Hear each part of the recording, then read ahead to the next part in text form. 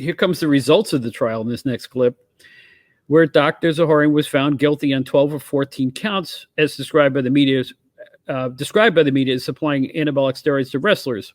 And you were pretty somber about this. You were really upset at the open of this show. Yeah, it was hard for me to cover. And then, what happened? Because then you wondered, what is next? That's the only thing I kept thinking on. What is next? Are they going to fix the problem? Was Hogan going to come out and talk about this? He needed to, because of all the kids that emulated him and worshipped him. And it was just like you didn't know what was going to happen. But that trial, set in motion other things that took place in the pro wrestling business that was a very dark time. Well, to everyone listening, I could go on about my reaction to this clip, which I think is a really important one. But let's just go to it, and let's pick up with John Arezzi and the result of the trial. Basically, our main story this week was the trial that took place in Harrisburg, Pennsylvania, against Dr. George Zahorian. He was a former physician in attendance at Ringside in Allentown and Pennsylvania for television tapings, for Hershey, Pennsylvania, and he was accused of 14 counts of trafficking drugs illegally, selling them illegally to professional wrestlers.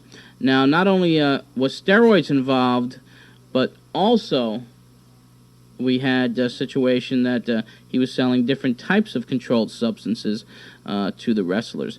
It was an interesting week of testimony at this trial. The first day, which began Monday, the defense attorney for Zahorian, William Gustopoulos, he refused to even make a opening defense statement, which was the first surprise of the week. That day, testimony was former powerlifter. The entire day, the prosecution's first witness was the former powerlifter. I'm just getting a little bit distracted here by a note on my computer machine. No, Hulk Hogan is not in the studio ready to beat me up, okay? Okay, let's get back to the story here. This is a serious situation. William Dunn was the guy's name, and he got busted back in Virginia for selling steroids. He used to get a lot of his steroids from Zahorian, selling steroids to coaches to distribute to athletes. Well, he got busted, and he decided to become an FBI informant. And he was working for the FBI, basically buying numbers of steroids from Zahorian, and all his conversations were taped. And when the FBI finally busted Zahorian in March of 1990, invaded his office, raided the office and the files which he never kept on these wrestlers. He never kept any files on any of these wrestlers, which was brought up in the trial. And, of course, he was distributing steroids to many, many wrestlers over the time period he was with the Pennsylvania State Athletic Commission. Day 2 of this trial had testimony by, first of all, the first pro wrestler who did testify was Dan Spivey. A little pre-note to all this. Dan Spivey was fired from WCW on Wednesday of this past week. The official statement is that he had a disagreement with management. That's the official line. But Dan Spivey was the first to testify as far as the wrestlers go on Tuesday. He was asked under oath whether he purchased steroids from Dr. Zahorian during the period of November 1988 to March of 1990, which he said yes, he did. Mostly all these wrestlers, those who were from outside the area who used to get these steroids from Zahorian, would call him up with an order, and he would Federal Express them, the steroids, overnight mail. When he was busted in his office, now this is something he testified to under oath as well, the FBI raided his office, and he asked to go call his attorney, and once he got into his office, the FBI was waiting outside, and they heard all these papers being ripped up. He was destroying Federal Express receipts for orders that were placed over that date, that period, and those orders were to Mike Rotunda, they were to Roddy Piper, there was a shipment to Alfred Hayes, so it was interesting, just all the testimony that was being brought up there. Spivey, the first wrestler, said that he's been on steroids. He was on steroids since 1985. he, of course, let me first and foremost also say that the wrestlers were not charged with anything because possession of steroids was not illegal until earlier this year. That's when the federal law was passed, making the possession of steroids illegal. So all these wrestlers who testified basically did not do anything technically wrong or any illegalities because the laws stated that you could possess these steroids. Now, doctor selling them to someone without them being treated for an illness, now that was illegal. That was illegal, and that law was passed in 1988, so that's what Zahorian was busted on. Roddy Piper took the stand after Spivey, and Piper was asked the same thing. Did you purchase steroids from Dr. Zahorian? Piper said, yes, I did. The last situation that was on record was one of those Federal Express receipts when Piper was in Los Angeles in March of 1990. He called Zahorian up for a shipment of steroids and some other drugs. Zahorian shipped it to him Federal Express over in Los Angeles. Third wrestler to testify was Brian Blair, and Blair stated the same thing, that he had purchased steroids over that period of time. Rick Martell was next. He admitted the same thing, that he had taken steroids from Zahorian. A lot of these wrestlers also gave out the doses that they were taking, how much they were taking. I'm not going to get into all of that because it's pretty technical, but rest assured the 4 wrestlers that testified were indeed taking the steroids. That was the main testimony for Tuesday, the wrestlers admitting they were taking the steroids, admitting purchasing the steroids from Dr. Bill Zahorian, George Zahorian, I'm sorry. We have got a lot of sound here from some of the trial. We have Dave Meltzer on the line also. Why don't we introduce Dave first and have him stay on the line with us as we go through these sound bites that we took in. You can put that on there. Dave, are you with us? I sure am. How you doing, John? I'm hanging in there, Dave. It's just been, just looking over it from hindsight over the past week here. It really just gets you very, very disappointed of the state of professional wrestling, and not just pro wrestling, but professional sports today after seeing the Lyle Alzado piece last night. I know it's the guy's own personal choice if they want to use steroids or not, but I really think it's time for pro sports, and especially pro wrestling, to institute the law banning the use testing for steroids and eliminating this potentially catastrophic situation away from pro wrestling. Well, I think that what's disappointing is not so much what happened, because as far as the trial goes, it brought to light a lot of things that really we already knew.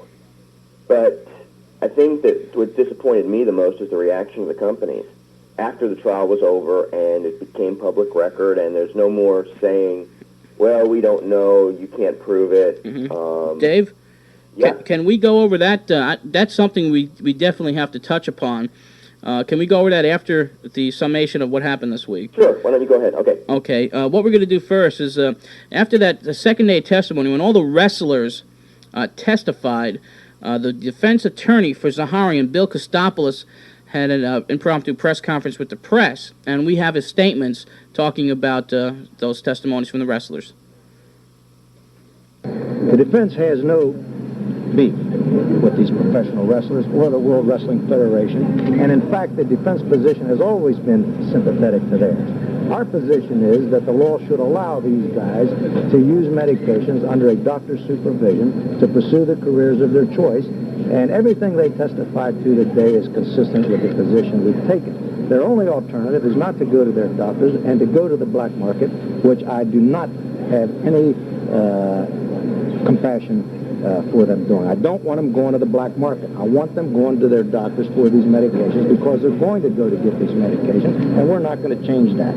But they admitted they were taking them unsupervised. They were taking 3 and 4 different kinds of steroids a week. I don't know what these wrestlers said that they were taking unsupervised. They all said they were taking them for their own personal use, and they all said Dr. Zahorian had given them physicals on repeated occasions. That's my recollection of the testimony. The second phase of the trial, which has nothing to do with the wrestlers, is this government informant. Now, the government in the past has used prostitutes to set up citizens. The government in the past has used junkies to set up citizens.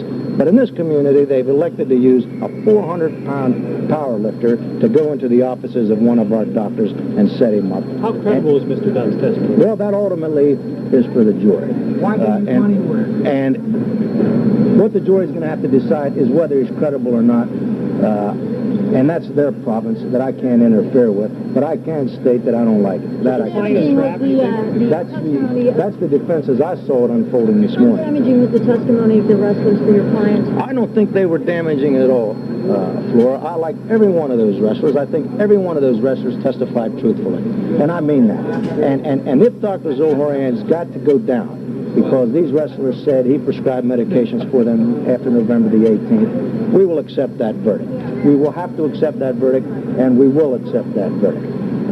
But I don't want Dr. Zahorian going down on the testimony of a power lifter that went in and set him up. And that's what this case is all about. How was he entrapped? How do you think the entrapment may be? Well, again, that's ultimately for the jury to decide. But we've got a 400-pound power lifter going in there, not on one occasion, but on 4 different occasions, being driven over there by the government, being given his script, being given government money, and none of these wrestlers testified to anything that Dr. Zahorian did that came even close to what Bill Dunn testified to. There is not one example in Dr. Zahorian's history as a doctor, as a ringside surgeon, that came anywhere close to what the government did to him, and I don't like it. But Are you saying that Dunn's appearance intimidated your client? I don't think it was just his appearance, but we are dealing with a 400-pound power lifter, and we're dealing with the government drafting the script, sending him in there with government money.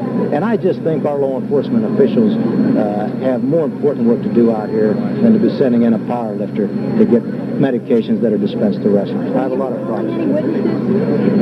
I am not going to comment on that at this time, but I can tell you this trial isn't over. Will Dr. Zahorian take the stand? That we'll know by tomorrow. When will you have your opening statement?